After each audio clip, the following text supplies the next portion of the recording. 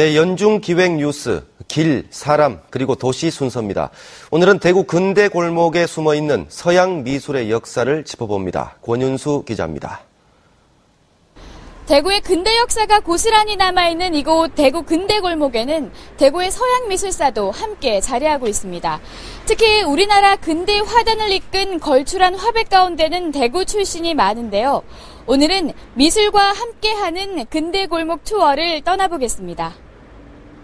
대구 출신 화가 하면 누가 가장 먼저 떠오르세요? 아무래도 이인성 화백이 제일 유명하지 않나요? 네, 맞습니다. 저도 인성 화가를 참 좋아하는데요. 인성 화가는 대구 근교 풍경을 많이 그렸습니다. 조선의 향토색을 구현하고자 노력한 화가인데요. 마침 저기 사과나무가 있네요. 인성의 정물화도 사과를 그린 그림이 상당히 많습니다.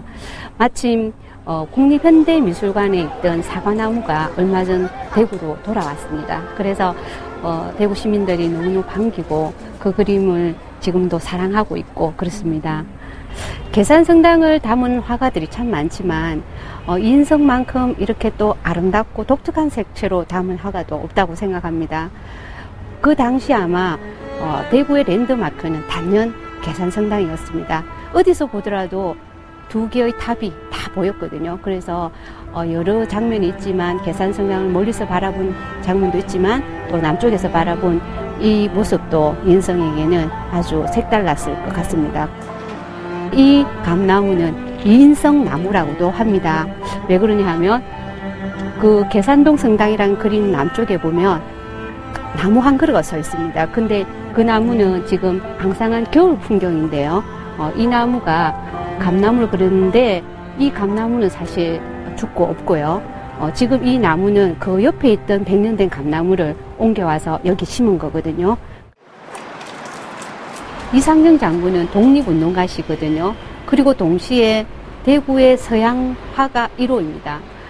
우리 근대기의 대구에 최초로 서양 화구를 일본에서 유학을 하시고 돌아오면서 가져오신 분이 이상정 장군인데 그것이 아마 1918년경으로 추정하고 있습니다.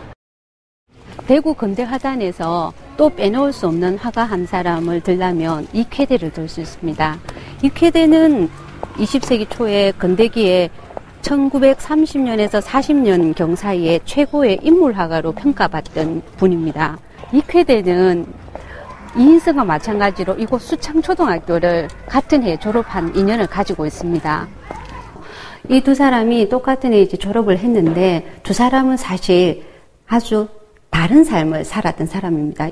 이인성은 가난한 집안에서 태어난 반면에 이쾌대는 상당히 부유한 집안에서 태어났습니다. 두 사람이 동시대를 똑같은 역사 속에서 살았지만 그 화풍도 상당히 많이 달랐습니다. 이인성은 상당히 서정적인 상징성을 추구했다면 이쾌대는 서사적 현실성이 드러나는 그런 작품을 많이 썼습니다. 고향마을 신동의 풍경을 배경으로 그린 푸른 두루마기를 입은 자화상이라는 작품이 상당히 독보적입니다. 가장 유명한 것이 군상 시리즈입니다.